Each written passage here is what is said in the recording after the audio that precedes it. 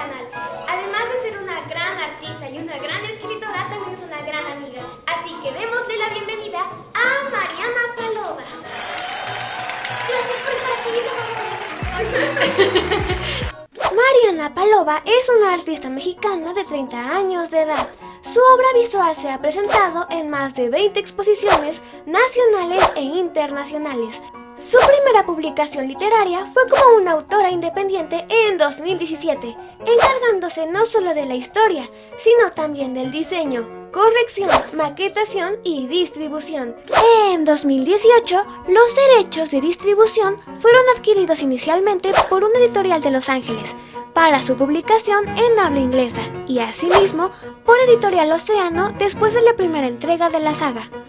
Actualmente se han publicado 2 libros y se trabaja en un tercero. Así que estamos aquí el día de hoy en nuestro mes patrio para hablar de una autora nacional. Así que Mariana, cuéntanos un poco de lo que se trata tu primer libro, La Nación de las Bestias, El Señor del Sabbat y La Nación de las Bestias, Leyenda de Fuego y Plomo. Bueno, pues para empezar, El Señor del Sabbat, el primer libro de La Nación de las Bestias, es un libro peculiar en su género porque se supone que es de literatura juvenil, pero es mucho más oscuro de lo que solemos encontrar en este tipo de libros.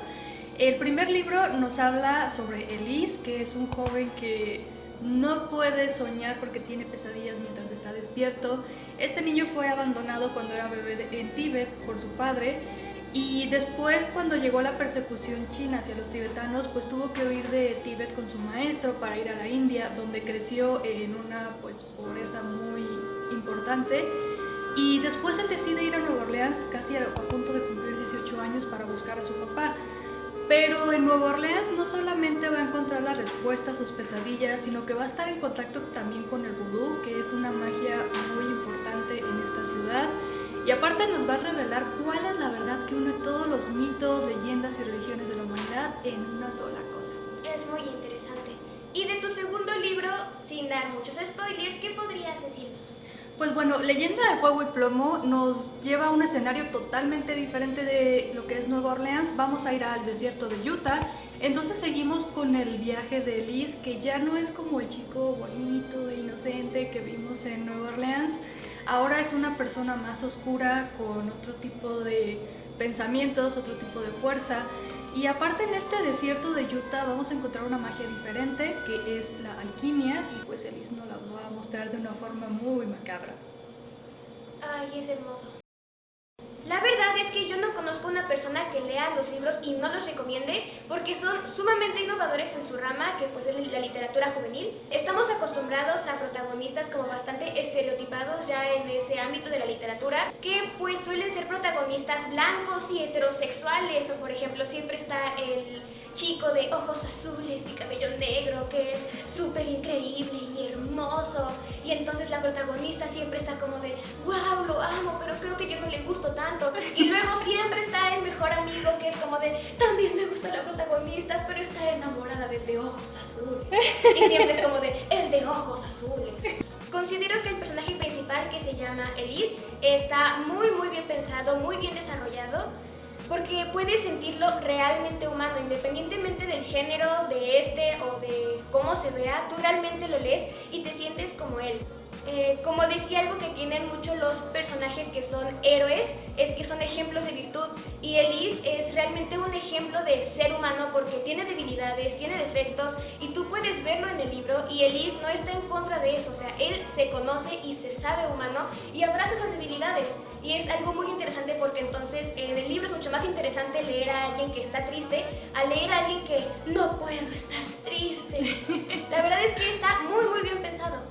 Pues mira, de hecho yo empecé a escribir este libro. Una de las razones por las cuales lo hice es porque en aquel tiempo yo leía mucha literatura juvenil, pero estaba muy enojada con el género porque los protagonistas parecían como sacados de un molde. Entonces algo que a mí siempre me ha molestado es como este estereotipo de personaje masculino que no es sensible, que no siente nada, y Elise en cambio sabe que es muy vulnerable y no le molesta sentir dolor.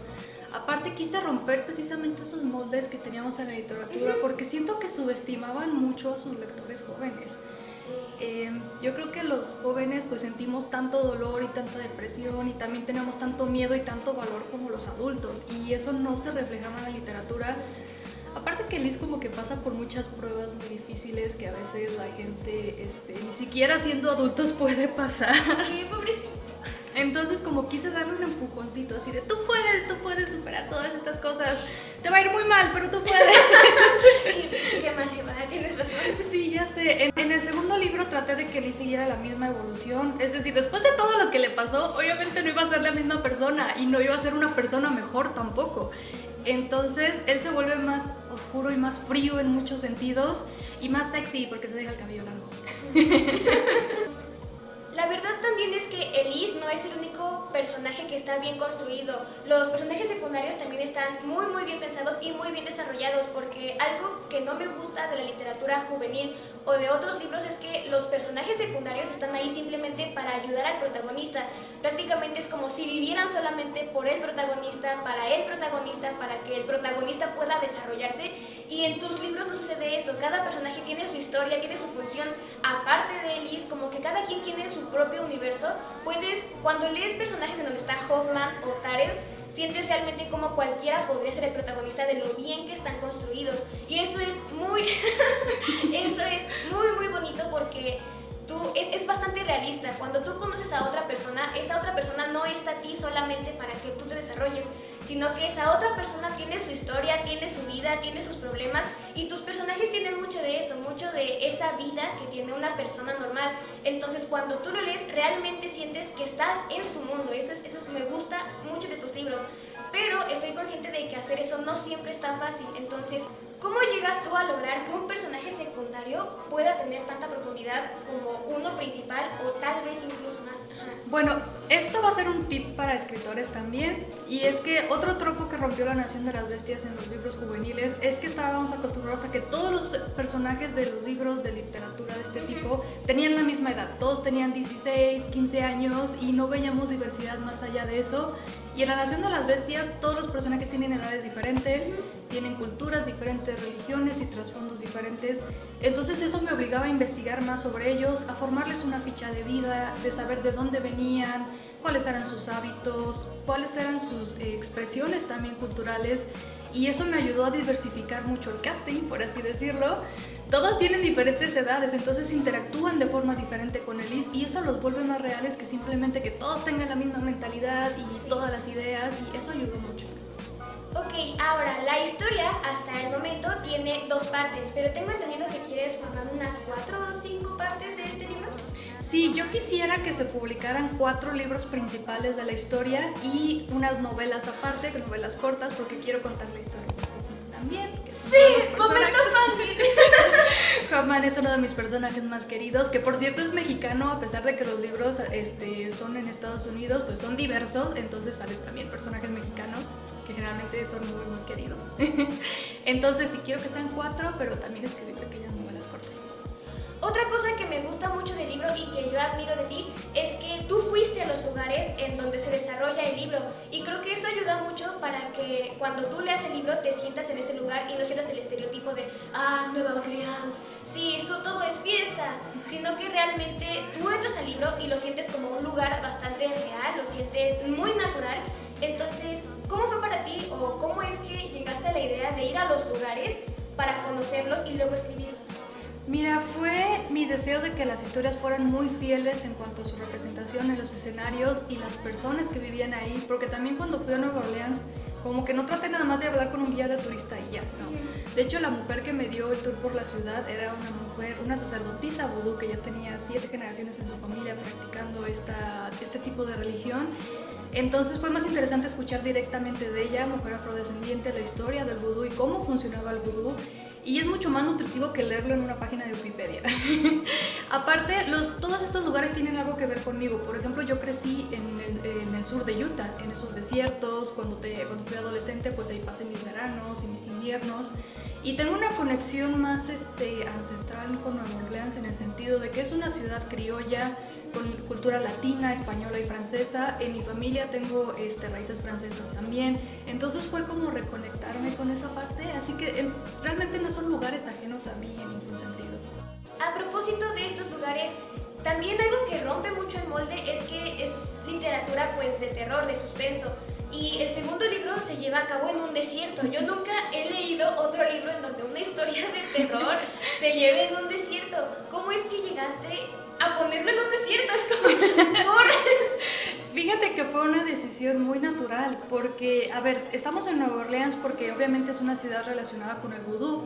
Y como el segundo libro se trata sobre alquimia, el desierto del desierto del sur de Utah era perfecto para esta ocasión, porque es un desierto en el que en medio de la arena y de las montañas rocosas te puedes encontrar un río, un lago, un bosque, inclusive sí, hay bosques en medio del desierto y en medio de las montañas. Y también cuando hace frío, neva. Entonces es un lugar que tiene los 4 elementos, por así decirlo, y por naturaleza es muy alquímico, entonces tenía que ser el lugar perfecto para escribir esta historia. Entonces los lugares van completamente de la mano con la magia. Así es, y también va a pasar en el tercer libro, por cierto. ¡Ay, yo lo quiero leer! Regresando a la historia, me gustaría que nos hablaras un poco de esta especie denominada como Los Errantes. Yo la verdad les digo como el cliché bien hecho, porque utilizaste un concepto tan utilizado en la literatura juvenil y en otras muchas cosas que son, por ejemplo, los hombres lobo, pero lo evolucionaste, o sea, no sé cómo lo hiciste, pero tomaste algo cliché, sencillo, que ya nos tenía cansado a todos, y lo elevaste y ahora es como de hombres caimán, una mujer águila, pero aparte no lo sientes como una magia forzada, sino que lo lees y realmente tiene sentido. Entonces, ¿cómo es que pasaste de un hombre lobo a Los Errantes? Creo que crear mi propia especie fue también algo muy instintivo al momento de escribir, porque el primer libro lo escribí en 3 meses y entonces fue como algo muy muy natural crear toda esta historia, también porque yo ya tenía muchos años estudiando mitología y este tipo de magias, entonces en mi cabeza simplemente hizo clic la fórmula adecuada para unir todos los mitos, todas las religiones en una sola cosa. Curiosamente fueron Los Errantes, fue volver a la naturaleza, entonces en la naturaleza estaba la respuesta hacia todo y no sé, fue muy mágico, creo que fue parte de la propia magia del libro, no sé cómo lo hice la verdad, no tengo ni idea. Tienen magia por sí solos. Yo apoyo la teoría de que Los Errantes existen, la verdad, después de leerlo dices como de, tiene mucho sentido, eso tiene que ser real, sí o sí, tiene sentido. Sí, aparte, no importa de qué parte del mundo seas, Sí. todos pueden ser un errante. Entonces, todos los mitos pueden venir de los errantes, entonces eso es muy raro. Dices, todos pueden ser un errante y yo toda, ¡mamá! ¡Que contempla sombras! Sí, tienes toda la cara de ser contempla sombras. Porque para empezar están bien loquitos, entonces...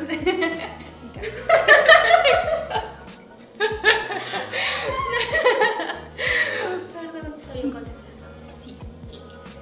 Ahora, y ya casi para concluir, les voy a hablar en general de una de mis cosas favoritas del libro a nivel literario, artístico, de cómo está estructurado, y es el segundo narrador. La verdad creo que es un riesgo que tomaste muy bien logrado porque no solemos ver esta clase de narrador.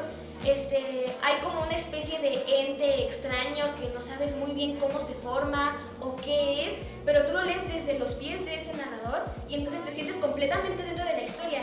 Algo que me parece muy interesante es que en el primer libro, este segundo narrador es como un espectador más, o sea, es como si tú te adentraras en el libro y hubieras visto la historia desde hace millones y millones de años y entonces estuvieras ahí viendo todo lo que pasa y diciendo, ahora me estoy pegando a la bota de Taren. Es como...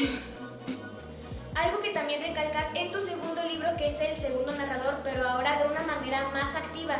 Ya no solamente es un espectador, sino que ahora tú lo lees y sientes que tal vez estás haciendo algo mal, porque ese segundo narrador creo que es de los malos o de los buenos. No estás muy segura de qué cosa es, pero sabes que ya está influyendo dentro de la historia. Y hay un momento en el que tú estás leyendo el libro y te sientes tan dentro de ese narrador que piensas, ¿qué demonios acabo de hacer?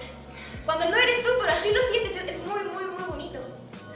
Pues este segundo narrador, tanto en el primer libro como en el segundo, fue una apuesta muy difícil y de hecho muchas veces consideré cambiar el tono de voz del narrador, pero pues dije, si estoy aquí ya para romper parámetros de la literatura juvenil, pues hay que hacerlo ya bien en todos sus puntos. Aparte, una de las cosas importantes que siempre me repetí fue, no voy a subestimar a mis lectores, no voy a actuar como si ellos no supieran leer este tipo de cosas. Y pues confié mucho en mis lectores, no solamente en mi narrador, entonces pues funcionó. Porque yo amo a mis lectores, los quiero muchísimo. Pero a ti más.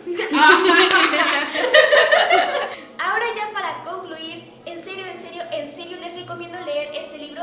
No importa de dónde seas, puedes leerlo, pero si eres mexicano, tienes que leer este libro. Te va a gustar, yo te aseguro que te va a gustar. Y es que muchas veces en México, que es en donde somos Mariana y yo, solemos endiosar a autores de otros lados. En mi caso, por ejemplo, John Katzenbach es como de mis autores favoritos, a mí me encanta lo que escribe. Pero si te volteas a ver lo que hay dentro de tu país, te vas a encontrar con sorpresas como estas que dices, Dios santo, gracias por hacerme mexicana porque tengo libros de Mariana y tacos. En serio, es fabuloso. Entonces, siempre que ustedes vean arte en su país, apóyenlo muchísimo porque siempre estamos viendo las cosas de afuera y adentro tenemos personas muy talentosas. Obviamente Mariana es un ejemplo, pero no solo Mariana, o sea, en todas partes encuentras gente brillante, con grandes mentes y merecen que les demos más atención. Y pues algo muy importante y muy triste que sucede es que los mexicanos sí tenemos mucho éxito, pero fuera de nuestro país. Guillermo del Toro es un ejemplo de cómo tuvo que irse a otro país para triunfar, entonces no hay que permitir que se nos fuguen los cerebros, hay que mantenerlos aquí en el país. Es muy importante ahorita que estamos en pandemia, está surgiendo como este sentimiento de apoyar los negocios locales. Hay que acordarnos que los escritores mexicanos también somos negocios locales, nuestras editoriales también, entonces yo creo que en México se lee muchísima fantasía, pero no se lee fantasía escrita por mexicanos. Entonces, pues esta es una oportunidad de demostrar que sí podemos unirnos. Mi libro pues lo pueden encontrar en todas las librerías, Gandhi, Bombil, etc. Yo siempre les recomiendo que primero vayan a sus librerías locales, a sus librerías independientes. Si ya de plano no lo encuentran ahí, ya vayan a una cadena o lo piden por Amazon. Por Amazon siempre está disponible. Pero apóyennos a seguir creciendo la nación y que podamos publicar 4 libros. Sí, y los otros 2 de Hoffman. Sí, quiero dejar de ser pobre. No, espera. Y bueno chicos, eso fue todo por el video de hoy. No olviden comprar el libro de Mariana Palova. Primero luego verde, rojo.